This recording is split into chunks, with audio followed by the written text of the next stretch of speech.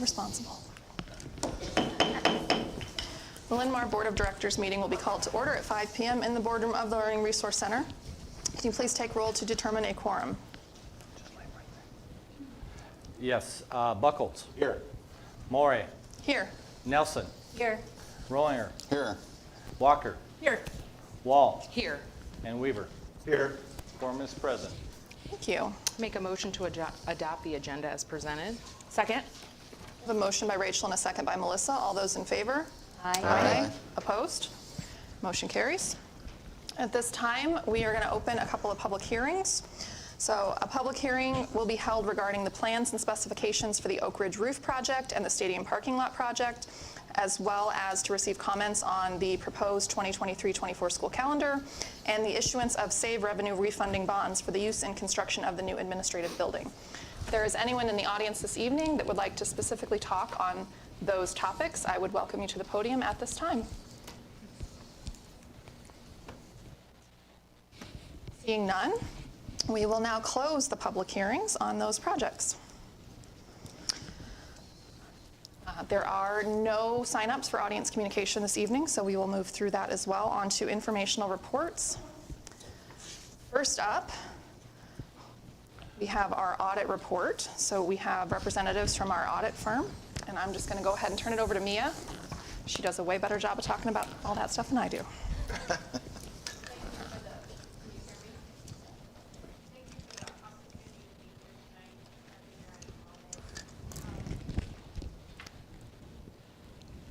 I did hand out a presentation in front of you, which is just a summary presentation.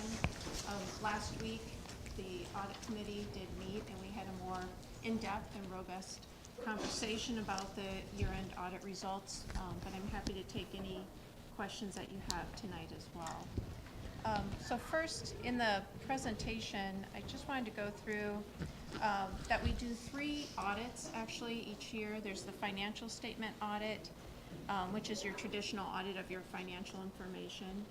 There is the governmental auditing standards audit, which is over internal controls and over compliance with laws and regulations and agreements. And then a federal single audit, which is an audit over your significant federal programs. And as a result of that, you end up with 3 deliverables. You have your bound audit document, and then there are 2 separate letters within that are also issued. One is kind of a 2-sided letter that's observation suggestions, more at the level of just advice to help improvements, just based on when we're out here performing the audit. And then there's a thicker letter dated December 20th, which is more of required communications to let you know that we did perform the audit, and that includes management's representations as part of that. And then the next slide summarizes the audit results for each of those audits. For the financial statement audit, there was an unmodified opinion issued, which is a clean opinion, the highest level of opinion you can receive, so that's great news. This year, the district did implement a new accounting standard. It's called Governmental Accounting Standard Board Statement number 87 over leases. And so we're required to inform you of that, and it did change some accounting and some note disclosures. But again, it was all reported properly and resulted in a clean opinion. For the government auditing standards audit, again, which is over internal controls and compliance with laws and regulations, you have no compliance findings. You have no material weaknesses over internal controls. So we would consider that also a good report. There is a significant deficiency regarding disbursements that's repeated from the prior year. But from our conversation last week, it sounds like changes are in process already to resolve that.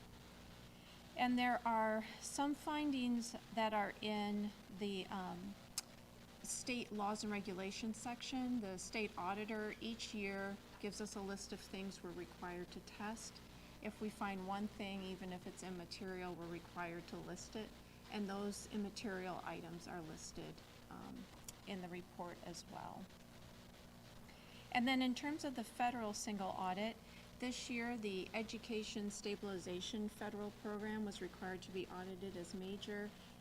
We have all been referring to that as ESSER or ARPA. It has a lot of names. But that one, I'm pleased to report, when we tested internal controls and we tested compliance, there are no findings to report. So we would say this was a good report card. Yeah. Significant deficiency, is that what you called it? Yes, so that when we test internal controls, we test design and then we test operationally what occurs.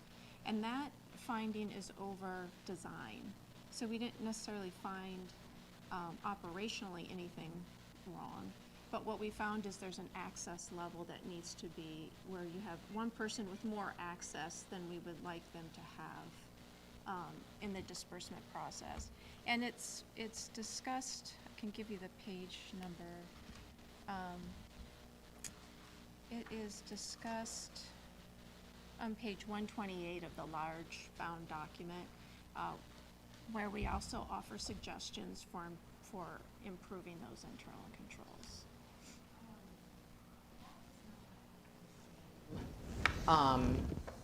Finding as has been found for the last couple years, is it? It is. I believe yes. It's related to the number of people that Correct. we didn't have as many people in the department as we would like, and But so we've had notice of that now for a couple of years. Yes. It's both number of employees and also a software issue where the software, you have access to the software and there's not differentiating controls. Like if you're a user, you have access. So we're working through that. So typically what we'd like to see is if you're the one processing payables. Correct. Payable, we would not want you to have access to the master vendor file where you Yes. could change addresses. Yes. And currently the software has not been restricted for that access restriction. But that's something that I know we discussed would be resolved this spring. It's a little frustrating. Yeah, we'd agree. It's something that, looking back, I'm not sure why it didn't get fixed or adjusted, but we have a plan to make sure it doesn't show up again this time next year as well. Okay, because I would be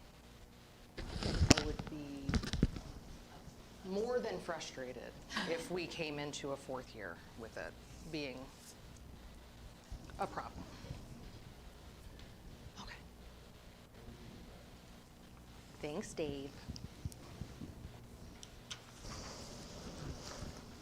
Any other questions? what's the statutory reporting issue? That had to be reported this year because the transaction actually was over 2 years, but it was obtaining approval, kind of a conflict of interest for the approval of an invoice that exceeded, I think it was 25. Oh, I remember that from last You year. remember that? Yes. Okay. Yeah. Okay. It's So that one's been corrected. It was just a timing issue. So it Okay. won't be on the Because report it next crossed year. over fiscal years. Right, part of it was last year. part of it. Okay, thank you. And otherwise, everything, you feel confident with the controls and the, everything that we've got in place and feel that things are going well on that end? Right. Okay. Right, and we retest those each year, so we'll be back to retest them this summer.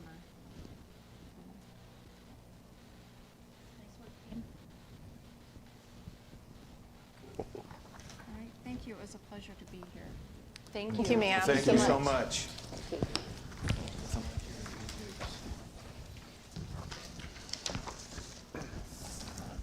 All right, next up, we have members of our talented and gifted team. Going to share an update on that department and the programming.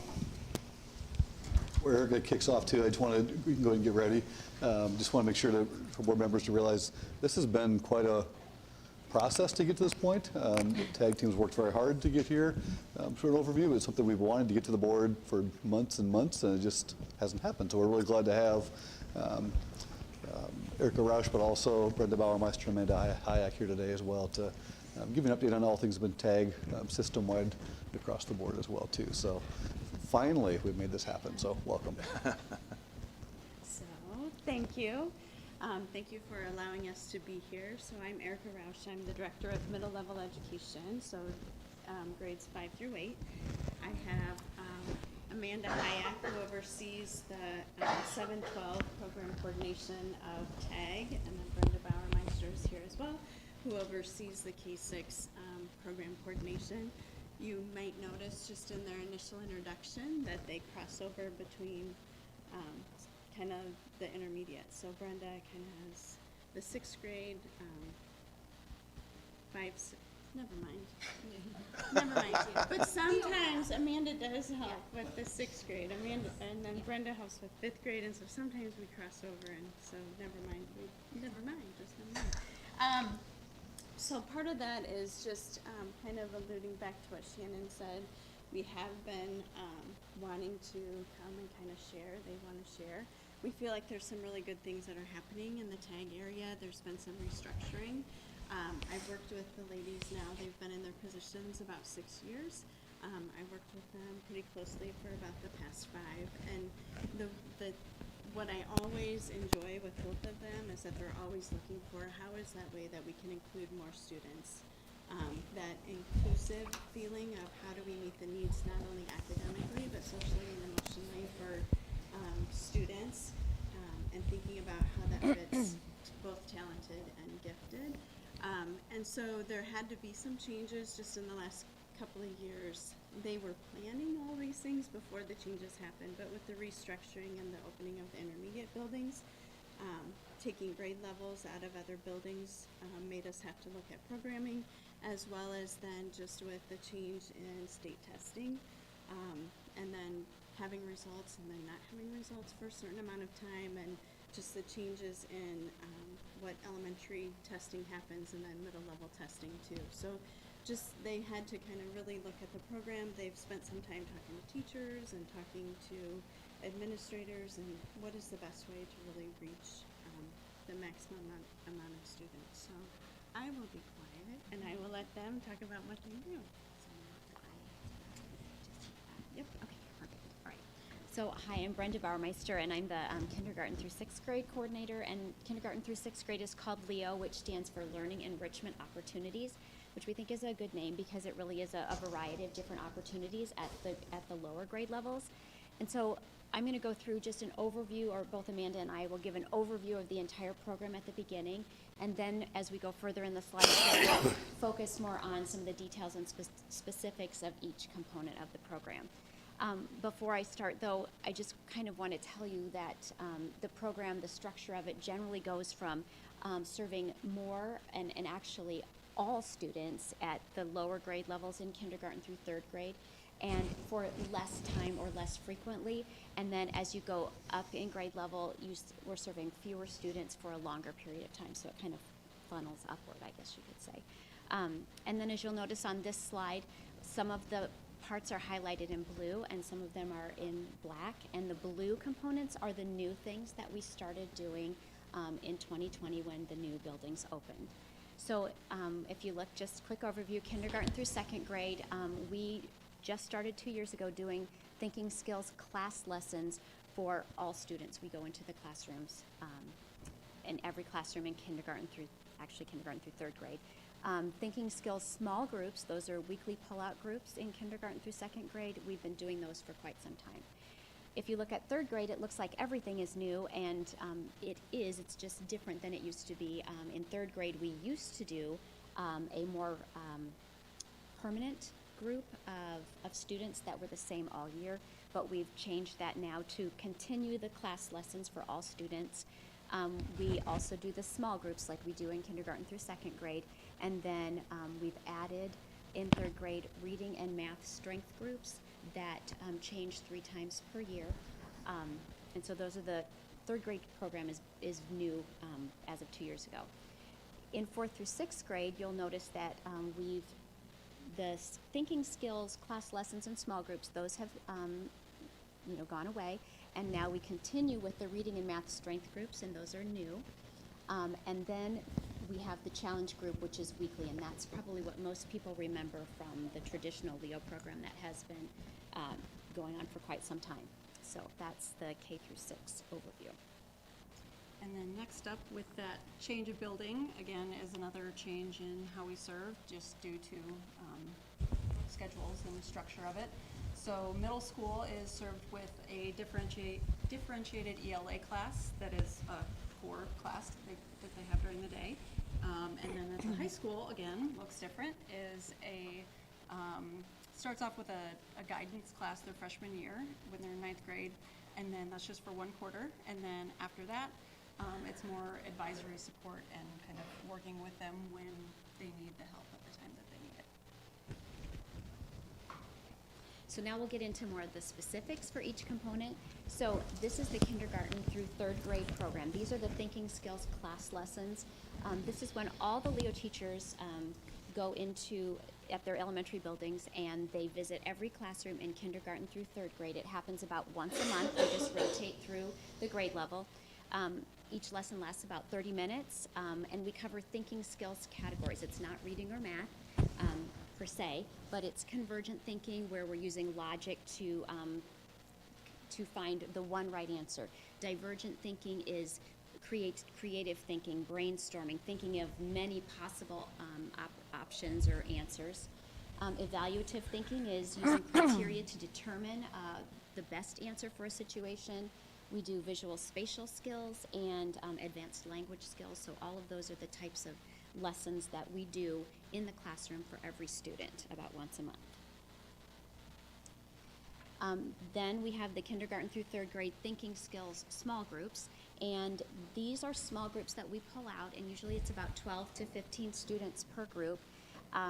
These groups are determined based on the thinking skills class lessons that we go into each classroom and teach. In addition, teachers notice observations and who they think would be, or who is showing strength in these different areas, and that's how we determine the students that will be part of those groups. The groups meet once a week for about 30 minutes, and then the groups are flexible and they change. So about every month, we start a new group with a different category of thinking skills. So in that way, there's a lot of different students that we see throughout the year. This is a photo. Just thought we'd throw in some photos of the students. This is a visual spatial thinking skills activity that we do with one of our small groups. And so then, as we're moving into 3rd and 4th grade, as I said, the thinking skills, those groups have ended and those class lessons have ended, and now we get into 3rd and 4th grade strength groups in reading and math. There is 1 reading group and 1 math group per grade level at each building in 4th grade, 5th grade, and 6th grade. We determine these groups based on the recent standardized testing that the district provides. These are small groups of 12 students, and we meet once a week for about 45 minutes. These groups change 3 times per year, so they are not as flexible as the thinking skills groups, which change more often, but these groups change 3 times per year. So, we may have 12 students and could have some students that continue on the next time, or it may be a different group of students that come in for the fall, winter, or spring. Oops. There it is. Okay. And this is a photo of one of our 3rd grade math strength groups, and one of our units is called Hands-on Equations, and it is basically teaching algebra to 3rd graders using those blocks and the pawns and a scale, and it's really manipulative, and they do a great job of learning in that way. And then this is a picture of one of our 3rd grade reading strength groups. One of our units is poetry. And here we're doing a poetry performance of the poem Sick by Shel Silverstein, and it was kind of a not fun poem to do during the last few years that we've had, so. Okay. So then in 5th and 6th grade, they continue on doing those strength area groups, but it looks a little bit different just because of the structure of the intermediate school. So again, literacy and math is still the focus. They, again, just with the structure, they have work that's always available to them, so they can do it when they have a little extra time, they've finished early, that's always available to them on Schoology. And then they have times where they know they can go meet with their, with the teacher and have that ability to go see them and meet up with a group of other students working on some of the same things. And then there's times when they have designated times where the whole group will come together and meet with the teacher as well. So those, again, these are flexible, but a little bit less flexible even than they are in 3rd and 4th grade, just due to testing mostly, where there's 2 different sessions per year, fall and spring, where some students may be in both of them, some students may be in one and not the other. Again, based on recent district standardized data that we have. One thing to note is that advanced math is available starting in 6th grade, but is not part of the TAG program, and identification for that is separate from how we identify. So just a couple examples. This is a 6th grade literacy strength group. They entered the VFW Patriots Pen Writing Contest, and 3 of our students won. Is it a national or like regional award maybe? Yeah. For sure statewide. Yeah. And then an example of a 5th grade math strength group. They participate in the Noetic Math Contest, and they won an award as well. And then another component of our 4th through 6th grade Leo program is the challenge group, and this is probably the one that most people would be familiar with. It is the more permanent group that's identified in 4th grade. In each building per grade level, there are probably 1 to 3 groups, depending on how many students have qualified. They meet weekly for 90 minutes. In 4th grade, usually that's in one big chunk. In 5th and 6th grade, that could be divided into 2 45-minute chunks based on the scheduling needs. The group sizes vary. It's usually 8 to 10 students per group. Participation continues, so if, once you qualify for that challenge group, then you're in all 3 years. You don't have to re-qualify. We do identify students based on the cognitive abilities test and the ISASP. The cognitive abilities screener is given to all 3rd grade students, so everyone has the chance to take the test. In addition, the ISASP is also given to all students, so all students have the opportunity to take the test and possibly qualify for the challenge group. Every student who meets the guidelines are included. There's no cap on the number of students that can qualify. In addition, though, if a student would happen to not qualify, we look at scores every year, and we will add students if they meet the score criteria. And here are some photos of some of the things that we're doing in Challenge Group. We do 4 units a year in 4th grade. The first one is our Planet Problems Garbage Unit, which we study the different ways of handling garbage and the problems that garbage creates for our environment. And we finish off with a field trip to the Linn County Solid Waste Agency, which is, I think, especially pertinent this year, as they have determined that it's going to close in 2044. And so the students were really, this was is a community problem, an issue that they've learned a lot about. And then at the end, they did some research and tried to think of some ideas on how we can help, create less trash. And they shared that with their classmates. And so our second unit is our STEM marble roller coaster unit. And as you can see, we use paper templates, and they design and build and test marble roller coasters. And the goal is to actually get that marble from the top to the bottom.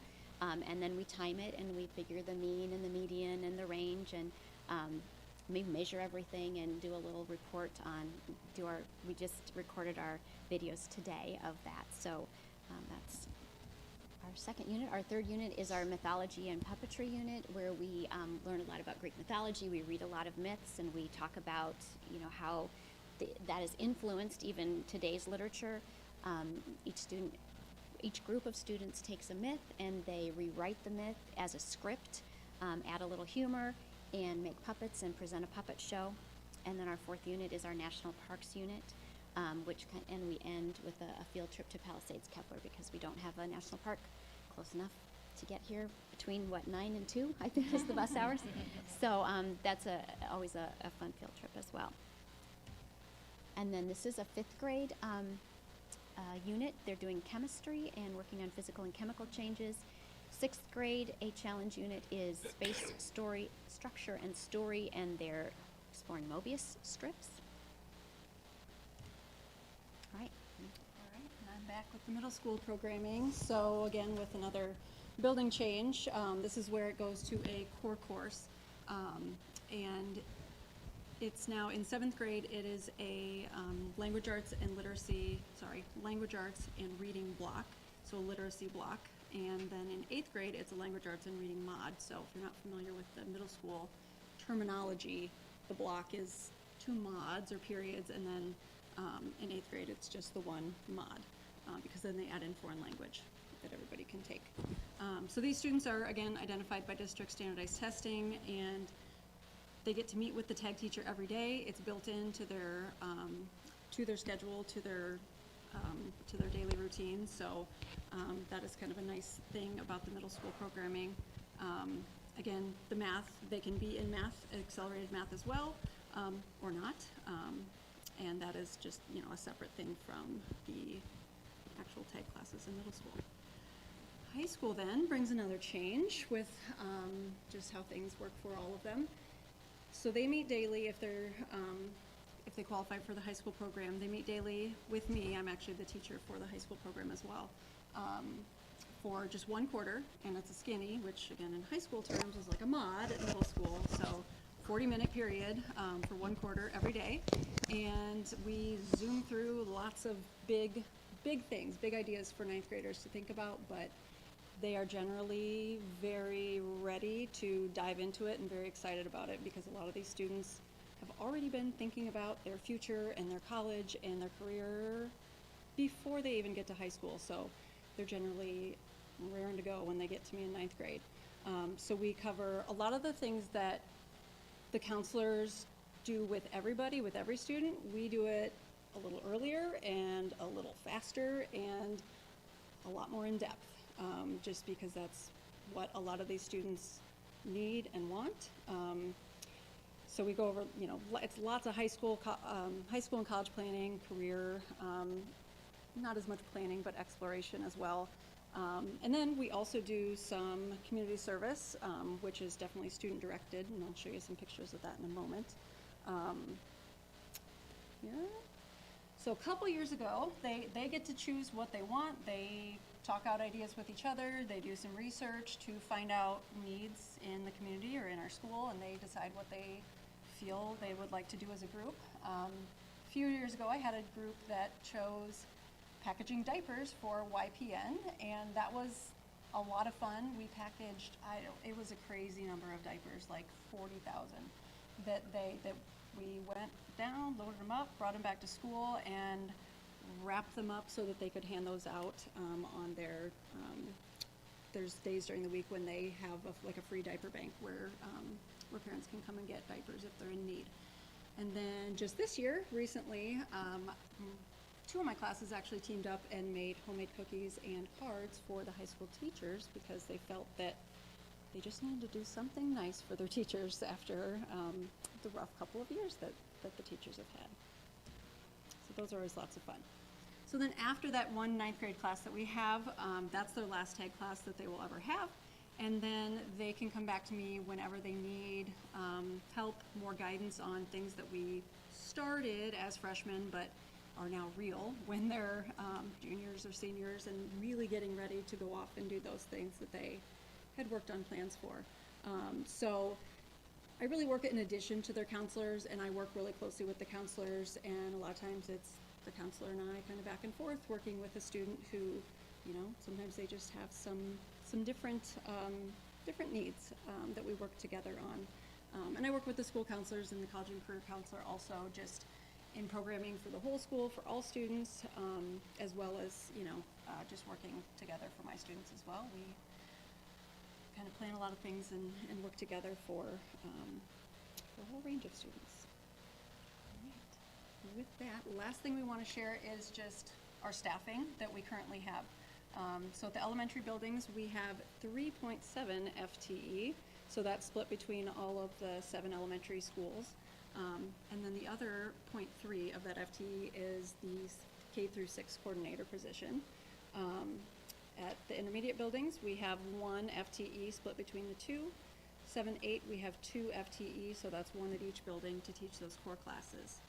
And then at the high school, that's me, just 0.7, the high school teaching position, and then that other 0.3 is the secondary program coordinator.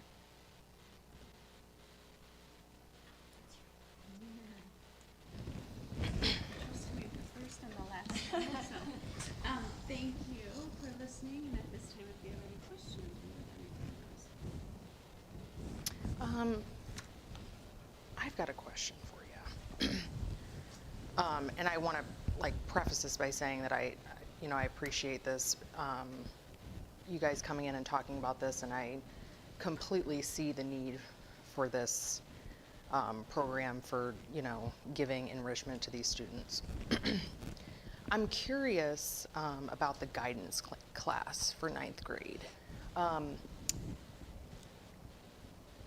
It sounds like a lot of kids could benefit from a class like that, and we've had that conversation so many times, and I don't know if this is a better question for Lisa or for Shannon, but when we talk about that, that we would like to have some more school counselors, and that their plates are so full with the number of students that they have, and so they have limited time available to meet with each individual student. While I definitely see why this is important for those students, feel like it's giving something to those students that isn't available to all students, where it's so important that all students are getting an opportunity to see, what their plans for the future could look like. So that's kind of... Yeah, I can respond to that. Thank you for that question, because I get that question a lot, actually, and I discuss it a lot with my own students that I have in my class, but also, about every year I have a student that's writing a comp paper that comes to me and wants to interview me and talks about, I really love this class and it's awesome to just, get that information, but, I want my friend to have this. And we have that conversation that I would love to offer the class to all students, anybody who wants to, and is excited about it too. Although that's not part of my role, but I'm always looking for ways to help the counselors with it as well. And it's just, there's got to be a way set up to do it. So one way that we're working on that is with 9th grade connection, doing a lot of, not the exact same things, because what we do in class would not be right for most students. A lot of students, but definitely not all. Because it's definitely very tailored to very high achieving students. And so it looks a little different, but definitely working on getting more of that into 9th grade connection, looking for other ways to get it in. Like I said, a lot of what we do is similar things, but again, differentiated to what they do, what the counselors go in and do in their class lessons. So the counselors go in at the different grade levels and do whole class lessons with every student on some of the similar things that we do. They go in and they go in and do some of the college exploration things on Zello. They go in and do career exploration on Zello. And there's also those lessons on Zello that the students that they do in 9th grade connection. So there are ways that, they do get in there and do it. They have meetings where they call all the juniors together and, to present information to them. And they have every year, they call students in for individual meetings, and they can schedule a meeting whenever they want. So I would love to help plan that. If there's a way that we can get some sort of class for all students, this is just for us.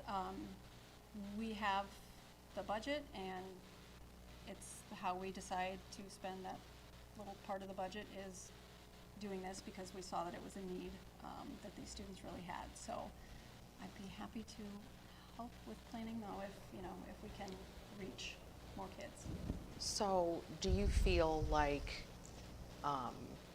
the planning that you do within that class is something that can't be achieved? Is it time-wise or just? Time and staff. It's, time for staff and students, and just time. We fly through the stuff that, it could probably take a year of doing this every day to get through it with a whole big, a whole class of 30 students in a very, heterogeneous group. We go like lightning speed through everything. We spend like 3 days on careers, and then we spend a lot of time on different parts of college things, but like we spend 2 days doing one thing, 2 days doing another thing, and there's like no time to slow down. It's fast, fast, fast, because these kids can work at that fast pace. So it's a time thing, but it's also staff. I suppose that probably something, and so I guess how I do it, I pull those students from where they have a learning center in their schedule. It's their learning center time.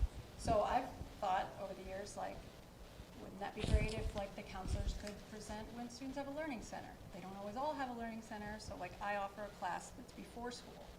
So I don't know if a lot of students would be willing to come in before school and research college and careers and things. They might, but that's kind of how I fit it in.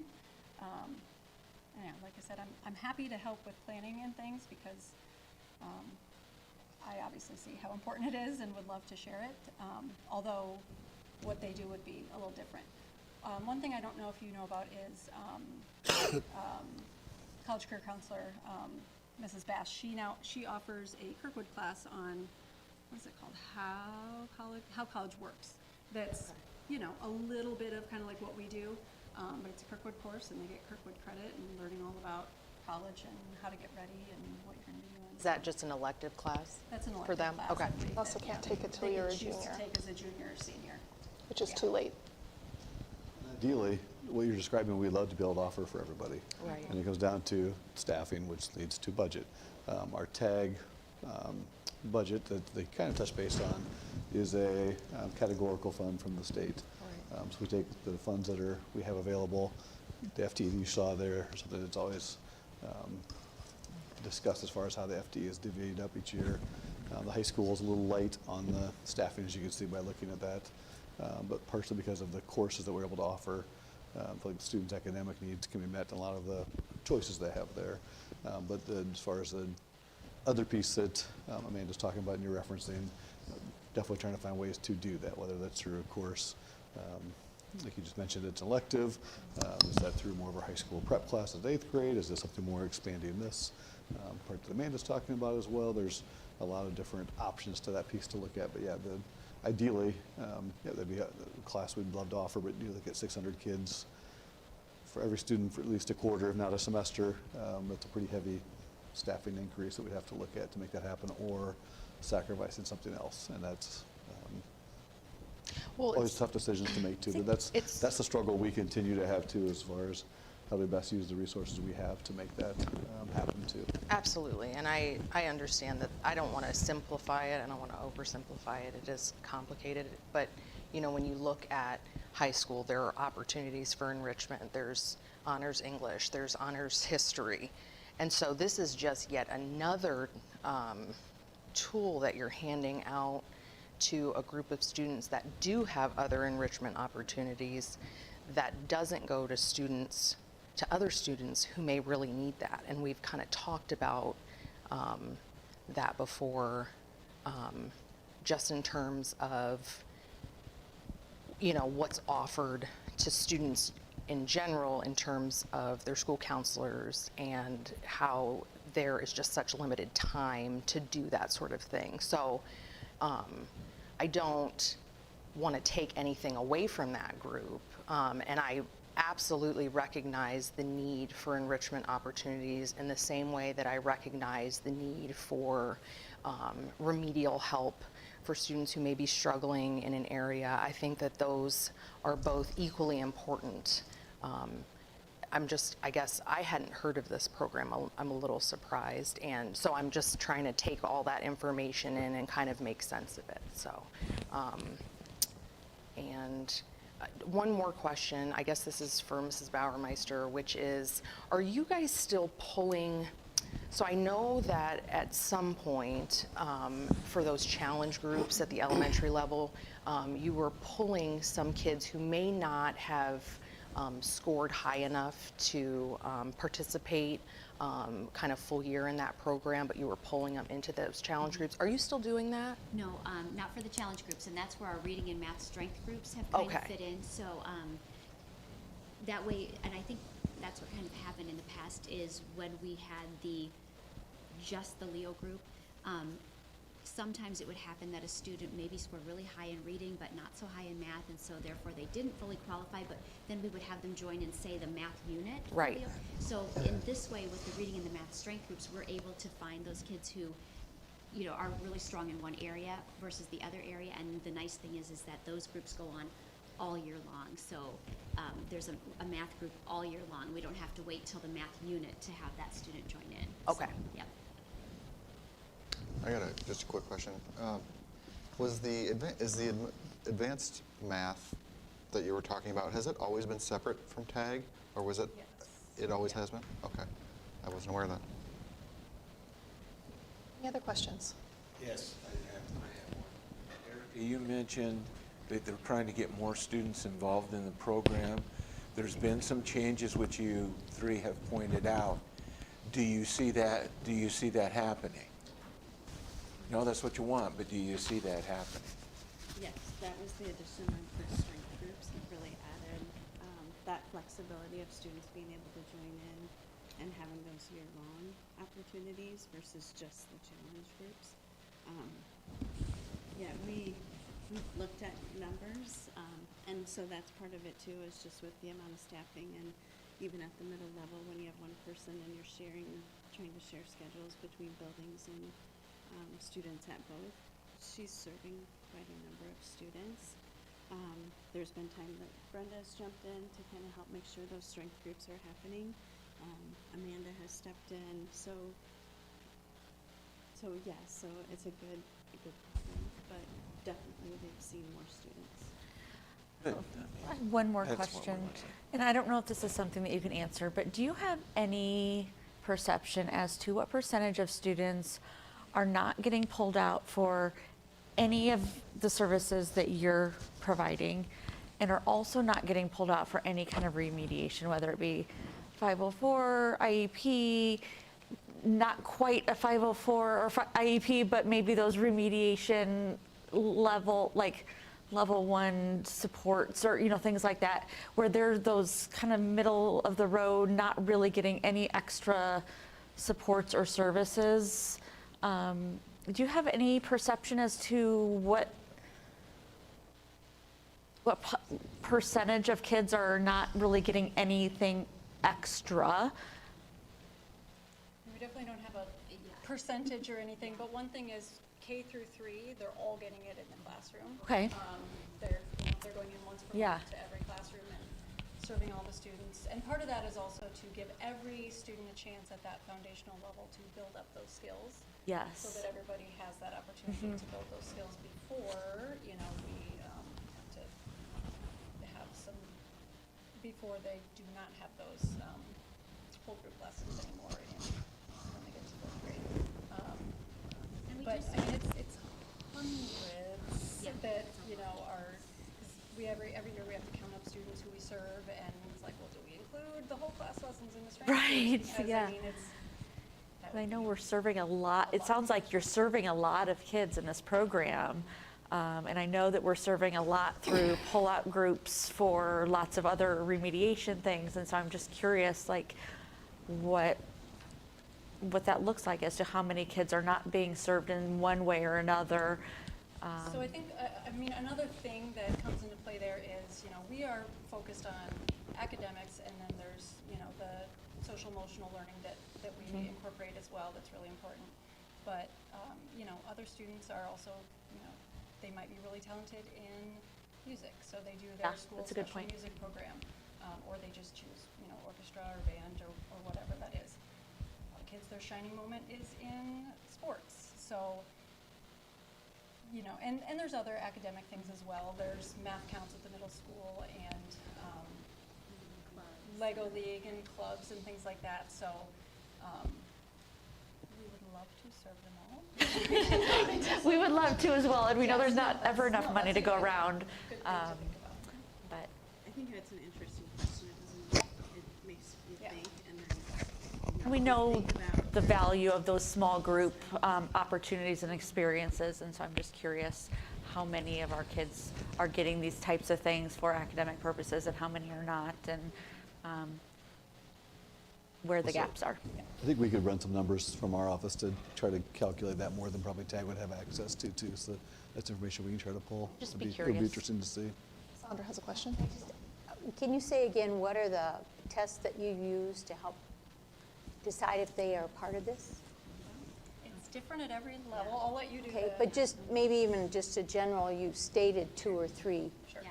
That would- So at the strength group, or sorry, the strength groups, we're using the FAST assessments, the A reading, the math, whatever is at specific grade level, because I know the FAST math is different at different grade levels.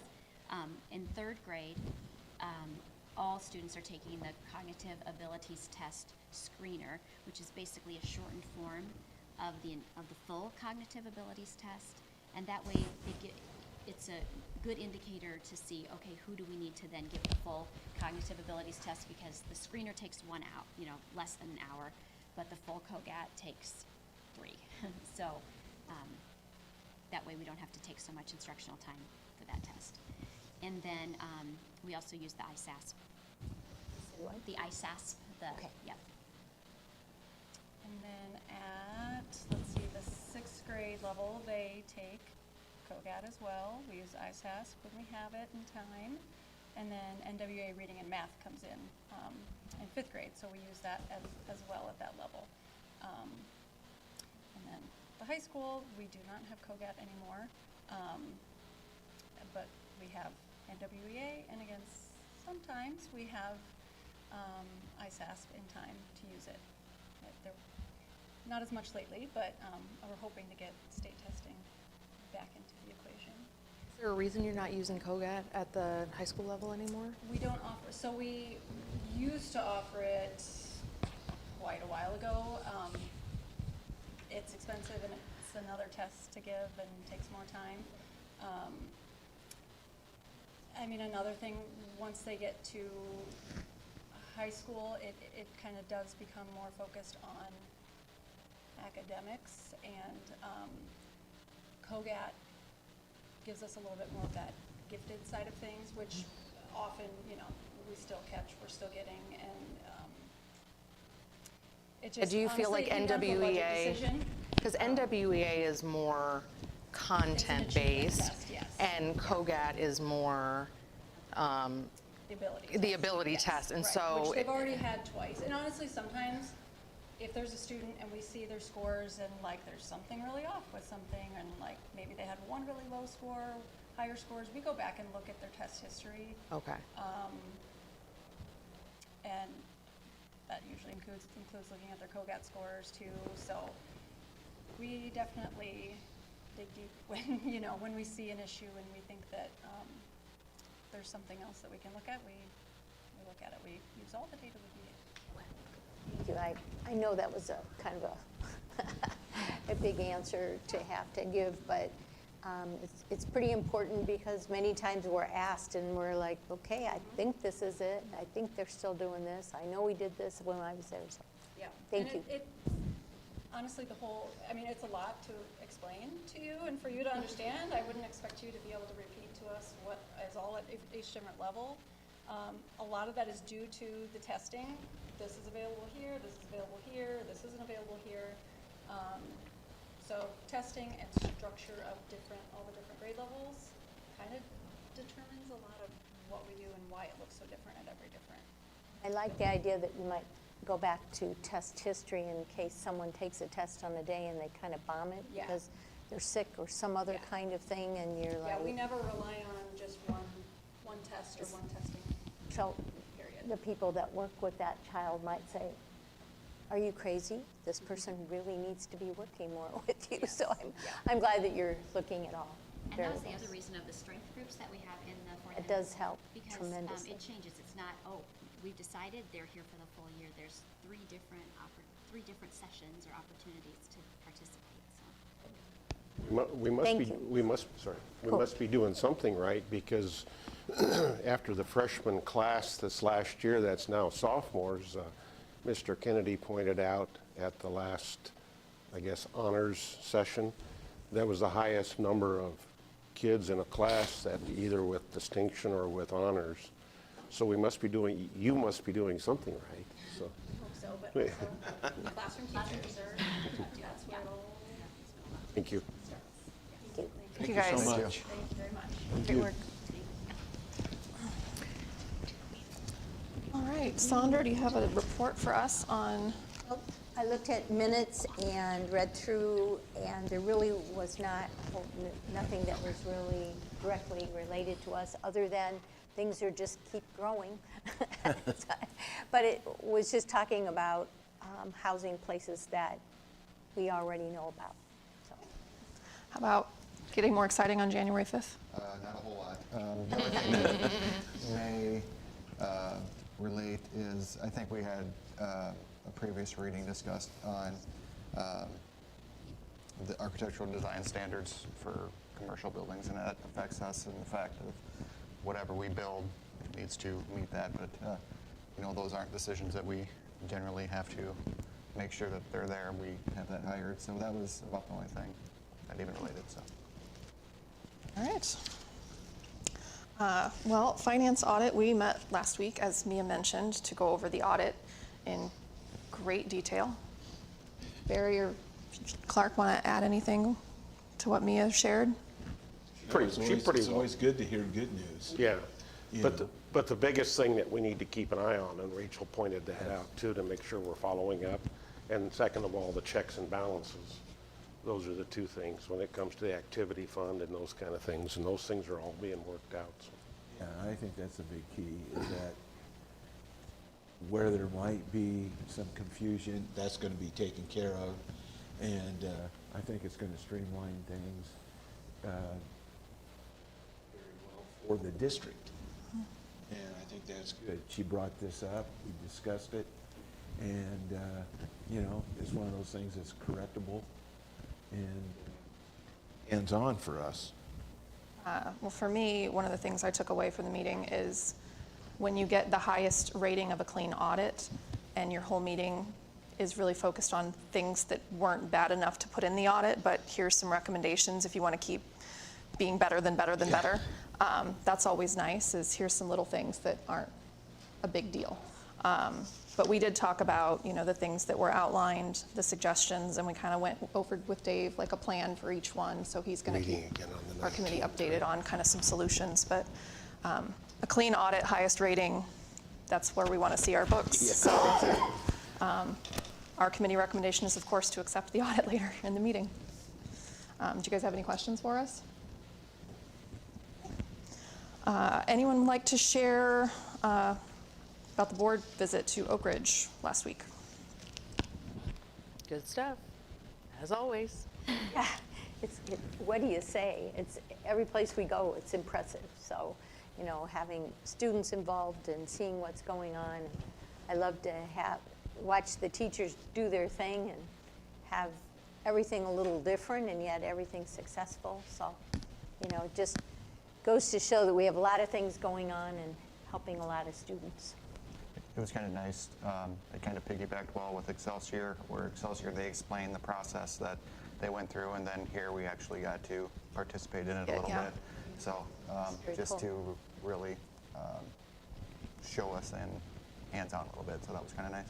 I would agree with that. Obviously, students are our primary focus, but I've really enjoyed the more in-depth look at the staff side in the last 2 middle school visits of how that process works with the high reliability schools and the goal setting and the classroom observation. I think that that's really important for us to see as well when we have discussions on, PD and funding and things like that. Knowing how all of that is actually working and being able to see it is helpful for me. I like the fact that the teachers got to every table or section, and everybody was involved. But also, I'm liking to see that involvement in the students where, hey, it's okay if I ask a question to my classmates. And I think those types of communication, instead of isolating somebody, helps expand how they feel, in that, hey, what I say, people are listening to and changing, or that's a good idea. I didn't think of that. And I think that kind of communication process is what I'm seeing that's really, really good. I mean, some are just totally quiet. It used to be, and it's not that way anymore. My favorite thing was just seeing teachers teaching resourcefulness and decision-making. As an employer, I was like, yes, there's going to be employees coming into the workplace that know how to do all of these things, and that's exciting for me. Well, as much as I loved the students and the teachers, my highlight was meeting the turtle in the science classroom. I got to hold a turtle, so And that was very Caitlin, cool. I would like to know where those pictures Yeah, ended up. where's our turtle pictures? I expect one framed. So I think our next visit is at the high school in a couple weeks, so we'll look forward to that. All right, next up, legislative update. Is you're heating up, huh? My pile Starting. here. All right, so session open today, if anyone didn't notice. So the overall schedule, the state of the state, I believe is tomorrow night, right? Yep. Tomorrow night, 6 o'clock, I Yep. believe.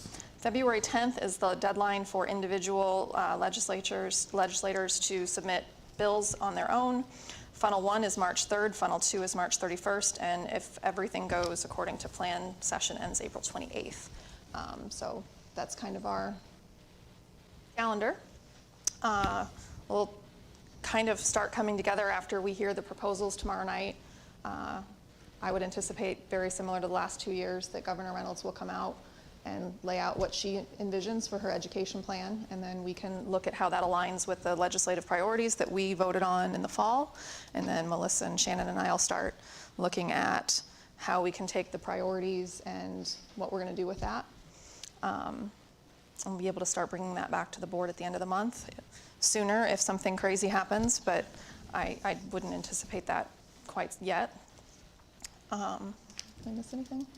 One thing I would add is there's a lot of rumors of what the education platform will look like this time, so I'm curious to see, probably tomorrow, Wednesday, sometime shortly after, we'll start to see more of the initial peek, what the actual facts are, not the rumors, so stay tuned. I do think things are going to move on the education side of this session early, so I think we need to be attentive and ready to potentially respond in positive or concerns if that happens right away too, so stay tuned. Stay tuned. Did talk about Education is Wednesday, right? Where they break out and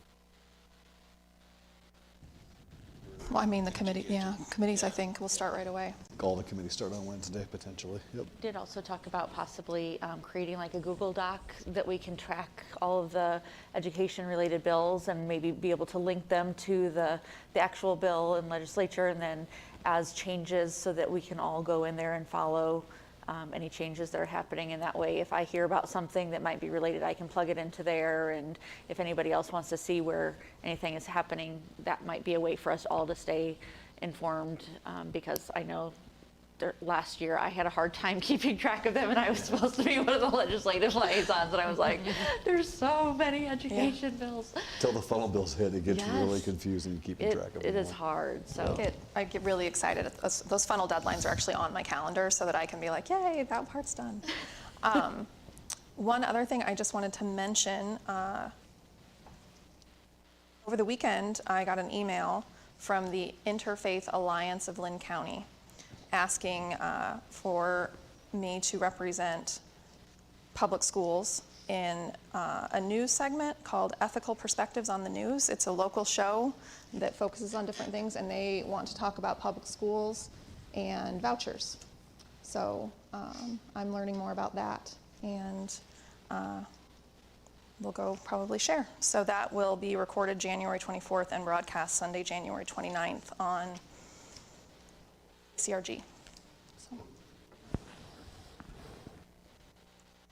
I asked them what questions they were going to have so that I can make Shannon give me all the good data.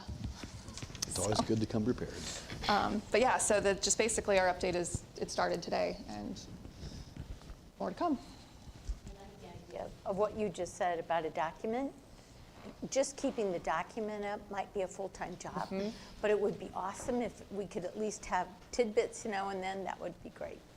UEN does something similar to that, but their list, even that gets to be 5, 6, 7 pages sometimes, so we might have to be a little selective on what we put in there, but we can try to keep it coordinated best we can.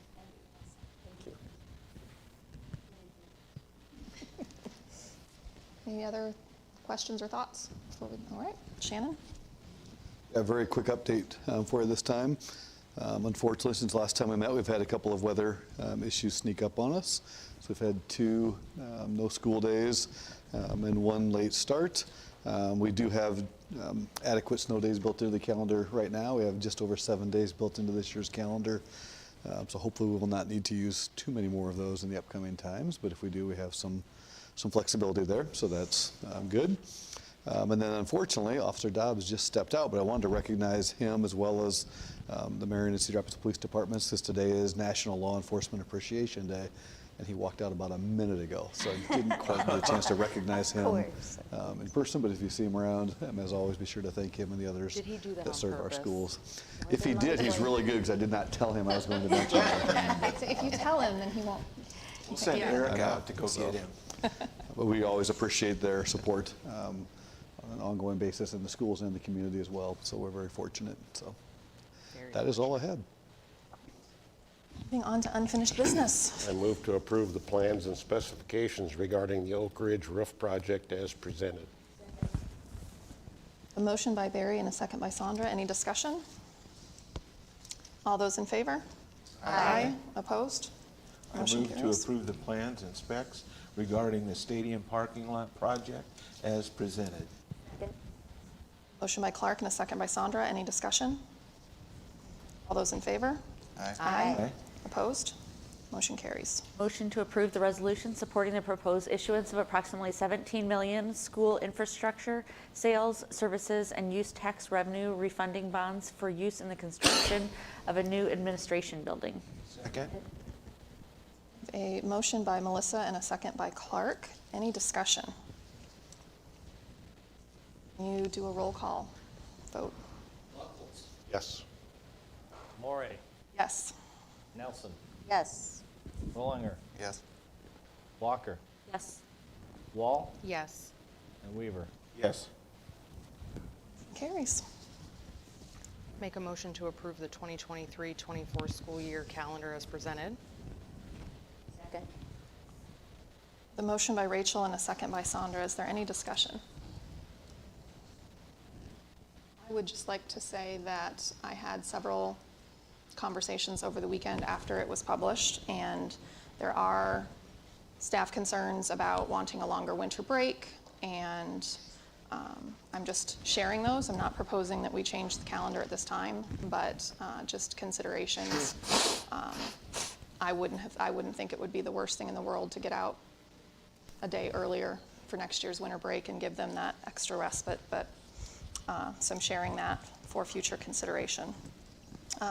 Works like this year, we'll probably have a snow day the day before anyway, so they may get an extra day unscheduled as well. But no, and that's one of the challenges with the calendar is no matter when you set a start date or end date of any break, there's always pros and cons and feedback on both. And we try our best to get feedback from staff, and when you do that, it's great, but you don't always get everybody's feedback. Doesn't get recognized in the calendar, so that's part of the challenge of putting it together too. But we definitely know the value of having breaks for students and staff in the year, and I think we have those pretty well dispersed throughout the year in this upcoming calendar, but it is a challenge to make all those fit. Is this the calendars by hours again, so that we Right. have some built-in snow days and that kind of thing? Yeah, I think we have about just over 6 days built in of snow days for next year's calendar. It is a hours calendar again, instead of days, so correct. That seems to work well for us. It's been I think a really That's nice it thing in to a have way. some flexibility there. Yep. And it's always, I mean, that was part of the conversations that I had multiple times is when you're in the midst of winter, you want that extra day. But if we give you the extra day or 2 days, or someone asked for 2 weeks, I said, well, how far into June do you want to go? So there's always that That's true, there's a trade-off. trade-off. And That's come true. May, no one's going to be like, I'm so glad we're working till June 15th. So, but I think it is worth mentioning that those were some concerns that were repeatedly shared across multiple buildings. So I know somehow Iowa City does 2 weeks in the winter, but they go to June 5th. So it's just something I'm just sharing. And can you talk a little bit about the teacher collaboration days? I know last year there was a request for more time during the weeks for teacher collaboration, and I know that there was some modification. Can you just talk about what it was last year and what it's going to look like, or what it's like this year and what it's going to look like next year, and how any adjustments that were made in the calendar? Yeah, one of the things that will actually come into play this next week actually is having back-to-back professional development day / collaboration day, work day for teachers. And you'll see several of those in next year's calendar. The intent behind that is a couple things. One, to really allow professional learning days to then have some time for teachers to either apply what they have learned or work with their teacher teams to analyze the data, whatever it may be from their learning, or how to apply their curriculum work in that time. So having built-in time, not just to spend that whole day learning and then back to school right with kids next day, but to have that application time, the follow-up day, is something that we're excited to have that be scheduled that way. So you'll see most of the days next year have either a Friday, Monday, or a Monday, Tuesday back-to-back, with that being the primary intent. Also, from a family perspective, that allows people to, if they're going to take a 4-day weekend or 3-day weekend, have some of those natural times built in for them to do that as well. We used to have a couple of those, didn't we? One in October Yeah. and one in February. I don't know if they're always 2 days, but from time to time we have had some back-to-back days in there, but not consistently. They're great. So people do tend to like those extra built-in weekend times. From the teacher perspective, they're awesome too. Because invariably it's a new technology thing, you're all fired up about it, and you just know enough to be dangerous, and then you go along and on the next weekend you're like, oh no, who do I call? So if you've got time to do it and work on it and practice it and put it in. No different. It just Somebody is goes to a great. conference and you come Yes. back where you either Yes. need time to process what you've heard or ask Yes. questions, but then you get right back to your daily job and things get buried. So trying to make sure that doesn't happen in these situations too. So, is there enough time built in there yet for what we need to do collaboration-wise for teachers?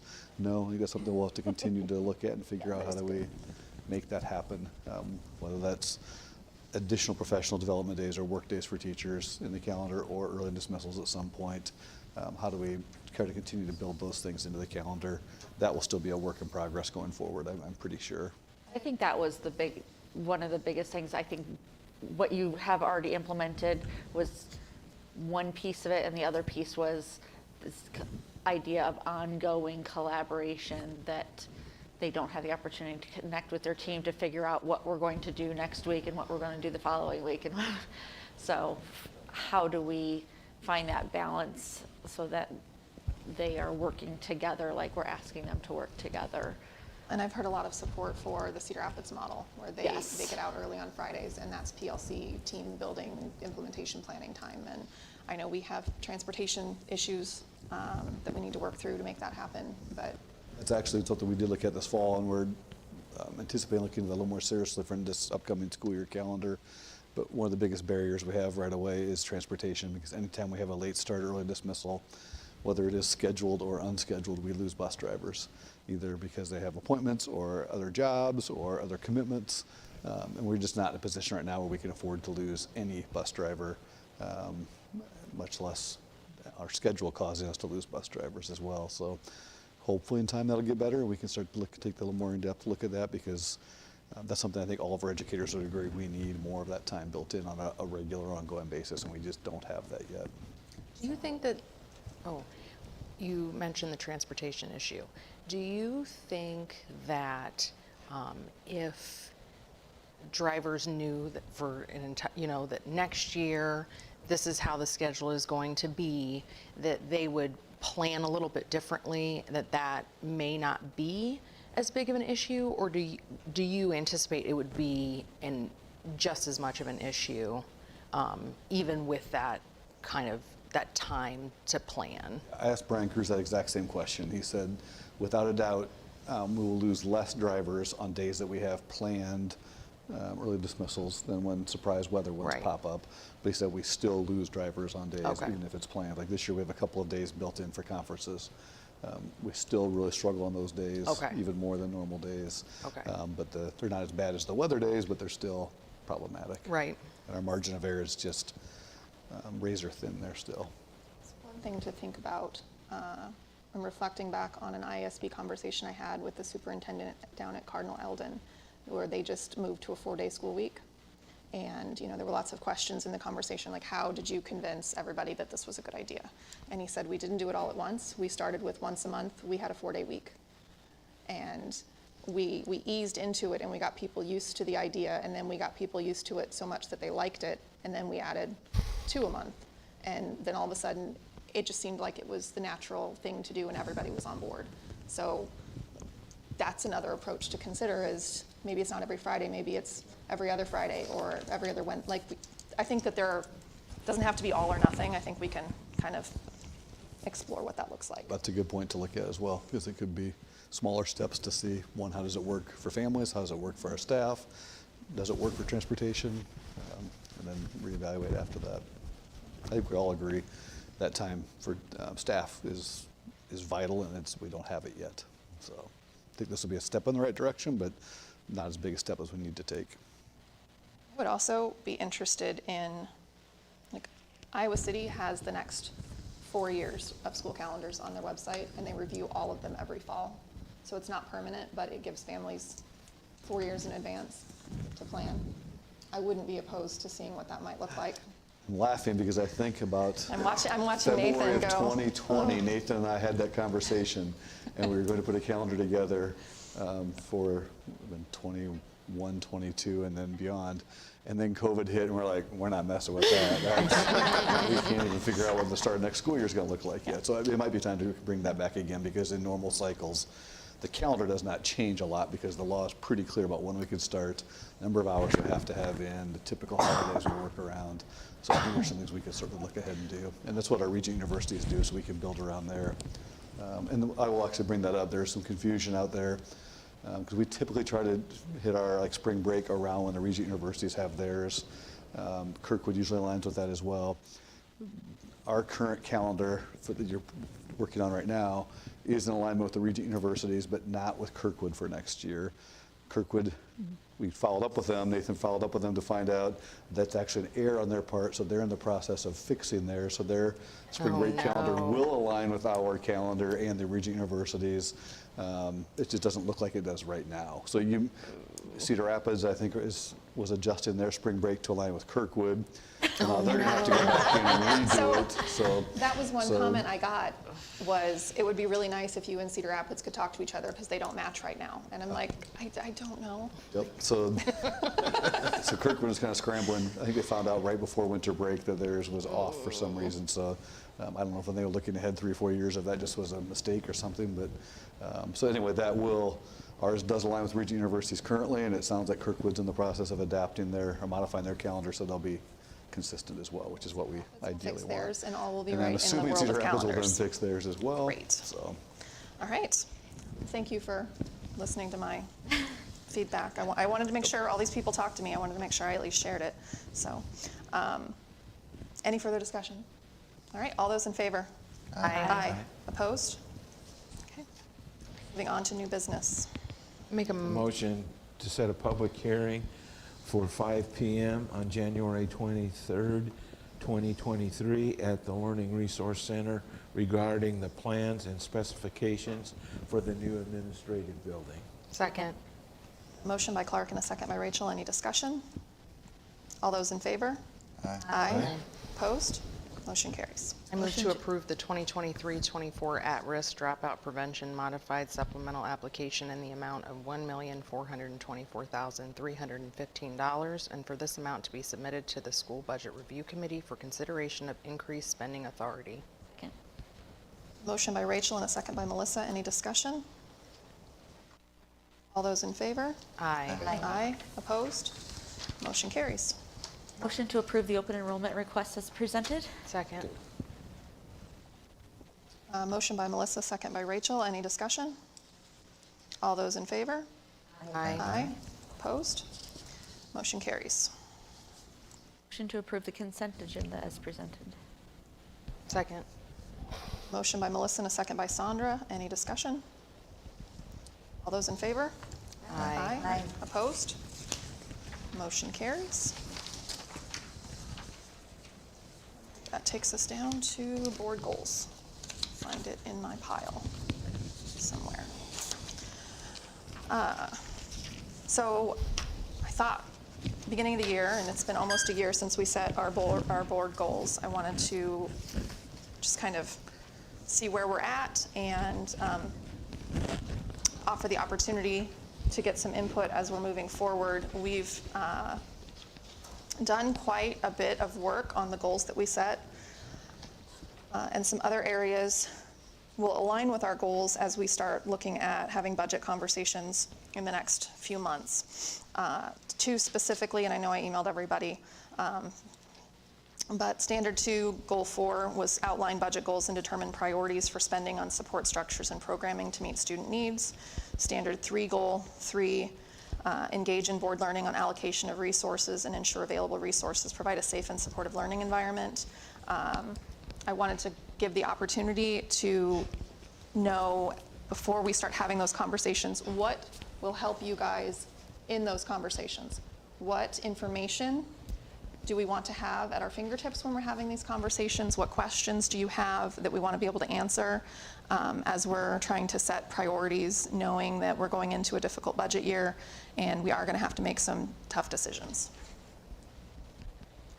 I think one thing that would be helpful, maybe this is more for me than the rest of the group with more experience, but how departmentally things are broke down. I mean, and how is that laid out? Is it, administration side of things? Is there, what's the budget for all of the student support services, the aquatic center? How broke down is it, and what kind of data can we get back on what dollars are going where, type of thing. I think more data there, the better, because if you need to get into some fine detail stuff, I think that would be helpful.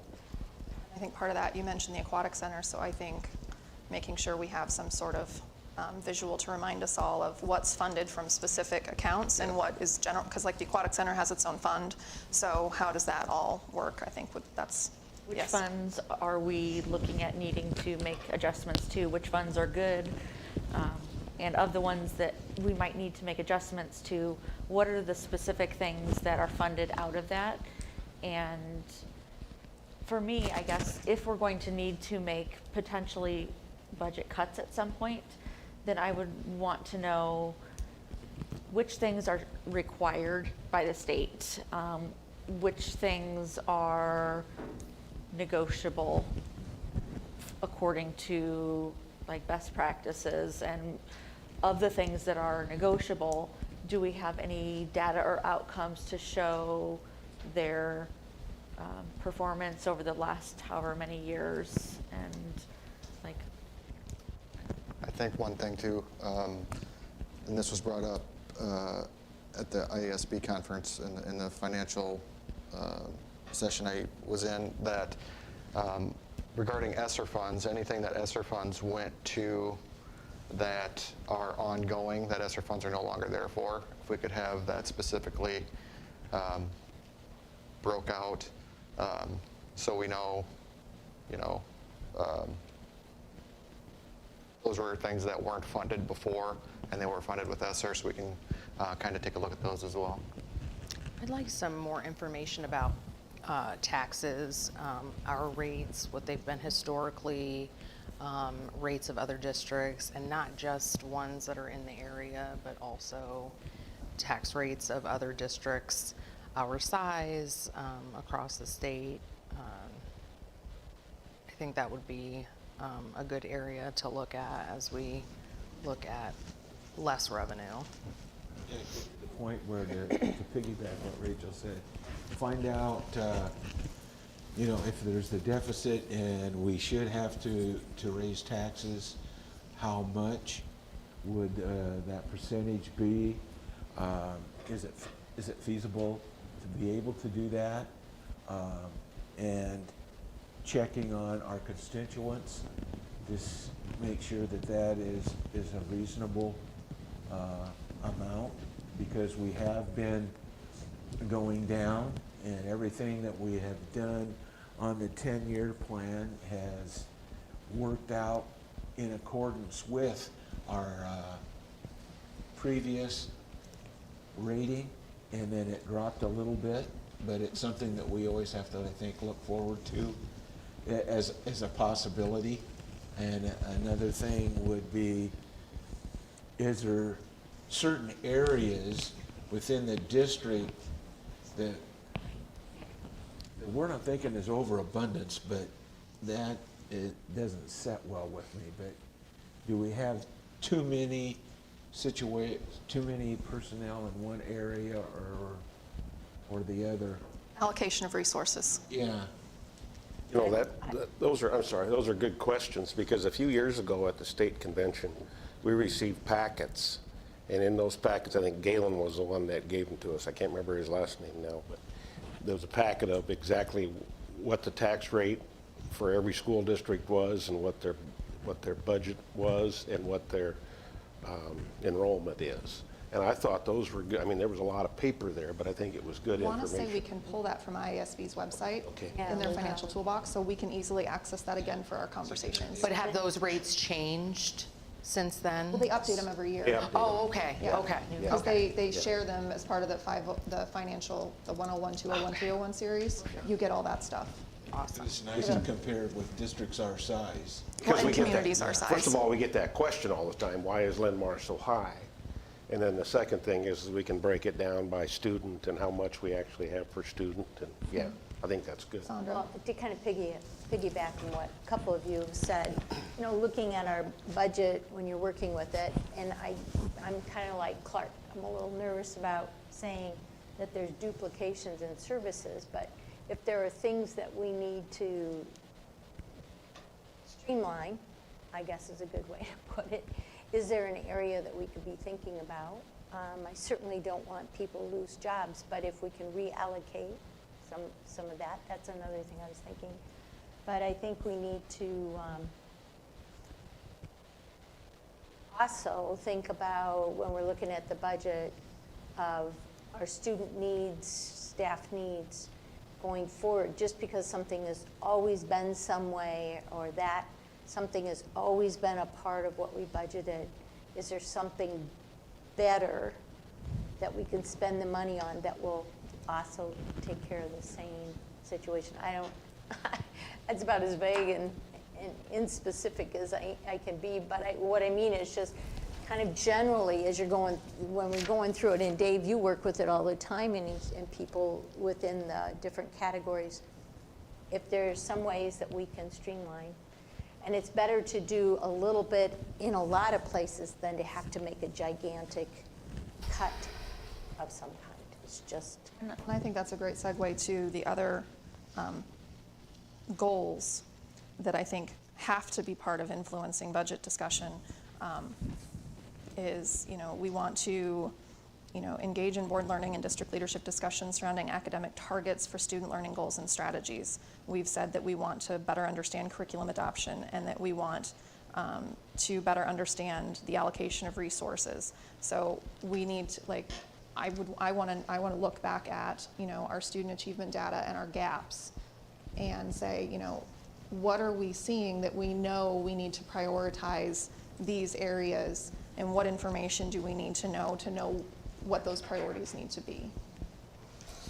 It's helpful too, because as our next several months of board meetings will be really heavily focused on those two things, budget conversations, and that will be evolving as we get more information and as the legislature goes through their process.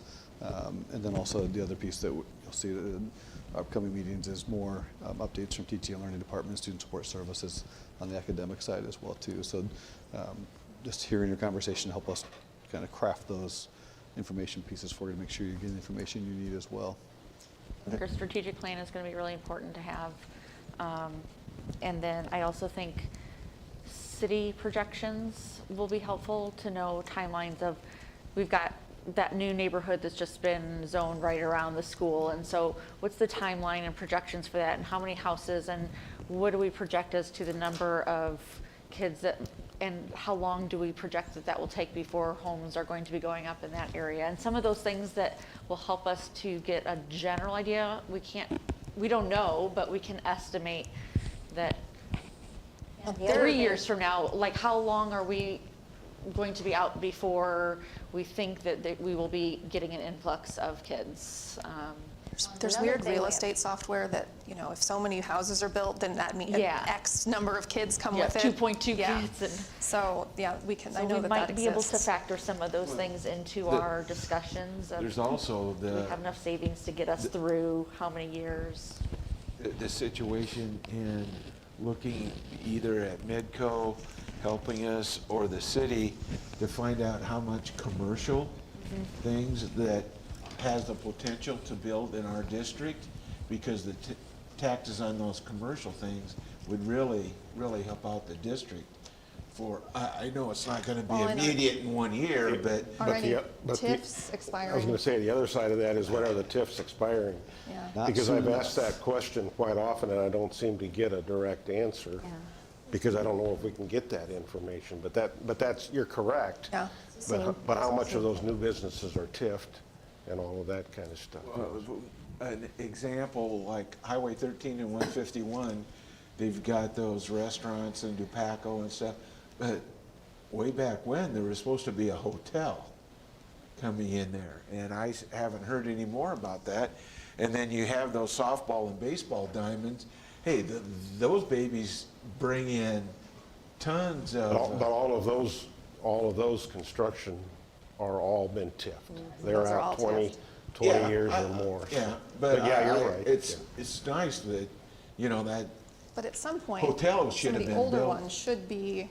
Should be. Seems Should like be. they should be They're kicking adding in newer here. ones faster than they're dropping off older ones, it seems like, Yeah. now too. So, and that's something Dave, I know we talked about actually today, it was part of his upcoming presentation, TIF and overall tax increment financing will long be is the part of TIF? that too. 20 years? So Some of them are 20 years. They set it Yeah, each it time. depends on on what they do. It's what all it part of costs to build it, negotiated. how long their TIF is given to them. The other thing I was thinking about is with new open enrollment rules, we try to set our budget on how many students we're going to get. Can we even determine that anymore? I don't Really? know. A lot harder to Yeah, plan. so I guess part of the information I'd like to know is what is a number that you're thinking that you can work off of, that kind of thing. Hopefully there'll be more, but, reasonable amount, going back and going forward because I think that's pretty important. Just as a- Go ahead. Several years ago, we had a firm that did some projections for us in terms of, what our enrollment was going to look like 10 years into the future. And I think that conversation revolved around the conversations about a second high school, and we were doing that bond. And I would be curious if that's something that we should perhaps look at again when we're having these conversations about our budget. To your point, Melissa, about, are these, with the city, are these developments going to come about, and are we going to have more kids? I don't, just something to think about. We Not used just are them we for going to have several more years. kids, but where? Like, Yeah. I know Indian Creek is always one that we were keeping our eye on, and I know next year's an exciting year for that building because the fourth graders leave. And Only because it's a big class, they're not because, excited yes, otherwise. They're I a was just huge going to say class. that. There's 5 sections of fourth graders at Indian Creek, so. Aubrey is going to be very offended. Yeah, and we'd used that group several years in a row to help us with planning, and it was beneficial. We stopped during the pandemic because it was impossible to Right. project at that time, but it might be time to look at that again and see, to help us. And the last time, with the our last projections time we got budget-wise and stuff from them, though, facilities. it hasn't been quite as valuable, right? If I remember right. Well, it certainly has changed. I remember Near them as saying that accurate. all of this construction was going on by Oak Ridge, and we were going to need more there. Now we've, like an 8th elementary there, and now, well, we're getting a lot of construction out by Boulder Peak, and so, you know, it changes, and I'm sure the pandemic plays a big part in how accurate those projections ended up being, but, you know. And it a again, worthwhile with cost? Is you it know, the really point you made, significant? Sandra, was a good one, and because of that, the projections may not be as beneficial, but I just thinking, we haven't done that for a while. You can reach out to Rob, kind of see what their cost, because I don't remember what it was. I mean, it's not cheap, but there is some definite value in trying to determine Going what's into- the projection 3 years down the road, 5 years down the road, beyond just this year too. So, but I'm still not sure if if things are still too volatile for them to get a really good handle on it Yeah, yet. I was thinking we Or might now's a keep it in good the time too. future. Do you see the open enrollment situation changing, or do you think they'll just leave it the way it is? The open enrollment situation, I don't see the law changing, no. I think that's our future. Very The short-sighted. interesting thing is I asked Nick Glue, head of Medco, about it, because as somebody approached me, why can't we have a gas station north of where we have those, because there's so much building going north? And he said, it's been discussed. He says, but look out, when Terrace goes all the way through, he said, it's just gonna blow everything up. In a positive way as far as our district and construction and what's gonna be available. Is that really in the future plans, though? Not for a while. Not for a while, but I mean, Say, the you know, bridge is somebody the was last- talking The about bridge. 2 years, 3 years. Unless they get that grant, the bridge is the last part of the road to be, Yeah. Right. Yeah, but it's going to be a while, so I know they unless, keep applying and keep being denied that grant, so. Federal funding is still not there yet. So the last thing I wanted to talk about with goals, this one here, where's it at? Visionary team. Engage in board development work through ISB standards workshop or other appropriate professional development to enhance the work of the board. When we were at ISB, Rachel, you mentioned that it would be a nice way to fulfill that goal by trying to get one of the board awards from ISB for board work development. So I told you I'd look into it. So for the entire board to get an achievement award, we have to have a majority of our board members achieve individual achievement awards. And they just reformatted the whole thing. Up until this year, you had to earn 100 credits over the course of the year. Now it's 15 hours. So I did the math. So for everyone who came and participated for 2 full days of ISB, you already have 12 hours earned for next year. So then there are lists of other things that will earn you hours. So if we want to work towards that as a group, other things we can do, if you go to Day on the Hill, that's 3 hours. That's February, Valentine's Day? 14th. There's the Spring Student Summit that they're planning in April. That's 9 hours. So anyone who would attend that could earn 9 hours. And then there are local things that we can do. We can do board development here. One of the things we're already in the middle of doing is utilizing and implementing the ISB Superintendent new evaluation tool. So if we all committed to watching the 4 videos, then we would actually earn credit for using that tool. So that's something. how long are the videos? It says it can be done in less than an hour, like all 4 videos. Then, like all of our sessions where we're doing the evaluation, we count those hours then too? You have to watch their videos. But then I can turn it in and say, and then I write a summary that says how we're utilizing the tool and how we're doing board work around it, is basically how that works. I'll watch videos. Yeah, so I can kind of, if that's something that everyone thinks sounds like something we want, we have November 1st, 2022 through October 31st, 2023. And the majority of the board, minus Melissa, who was in South Korea. I almost said North Korea. That's not where you were. But almost all of us are almost there. So if there's consensus, I can kind of outline some options for us, and we can add that, and then that would also fit into one of our goals that we've set for ourselves. So I like it. That's a Let's definite- watch videos. That's a definite, yeah. all right, I will email the video thing out because we're already in the middle of it, and then I'll look at the rest of the list and kind of shoot out some ideas. But we're making great progress, I think. Standard 1, we've engaged in all 4 of our goals. Standard 2, I've got check marks next to 3 of our goals, meaning we've done work towards those things. So I feel like once we get into this budget process and we pull all of the notes of things that you guys just said collectively are going to be helpful, that's going to go towards 4 more of our goals. So I really feel like a year in, almost, not even a year in, but almost a year in, we've made significant progress based on our self-assessment and everything we did last year. So I just want to say thank you, because that was a big thing we did last year, and we've really made a lot of progress. So, and that is all I have to say on that. I just have a quick comment. I wanted to tell Clark this for sure. There's a new show on TV called The Parent Test. Yes, our guy. Dr. Brown, the gentleman that spoke, him and Yes, Allie right. Wentworth. He was there. Yeah, Started on the he was 15th of December on ABC.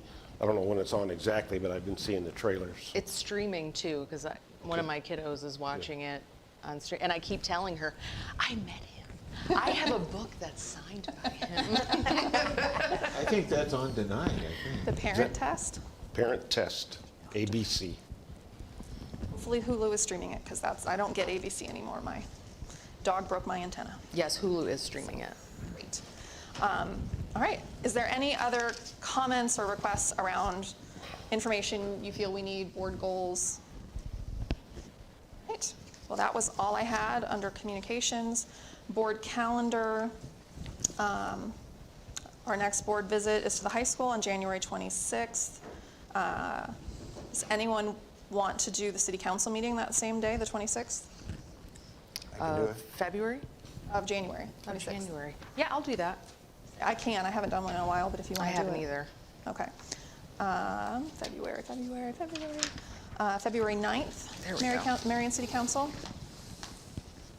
I'll go ahead and do that one because I haven't done one in a while. I feel bad. Let's see. And then there is the February 23rd is on the calendar if someone wants to claim it this early, or we can come back to it at our next meeting. I'll just plan it.